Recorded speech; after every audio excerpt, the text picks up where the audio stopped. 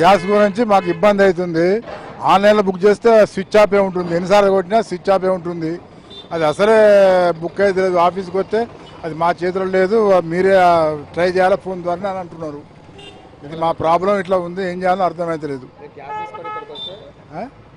అది మేము ఇంకా ఆ విధంగా రాలే. ఇంకా గ్యాస్ ఎంత తగ్గిస్తున్నారో తెలియదు కానీ మొత్తం మీద ఇక్కడికి వచ్చినా మా దగ్గర బుక్ కాదు అంటున్నారు వాళ్ళు.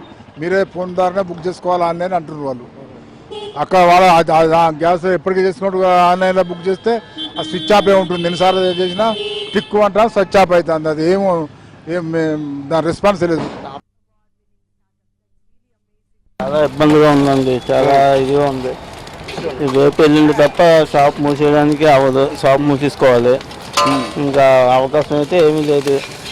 అంటే ఇప్పుడు ఆల్రెడీ ఉన్న రోజులతో ఒకటో రెండు బండ్లు మీరు రన్ చేస్తున్నాము.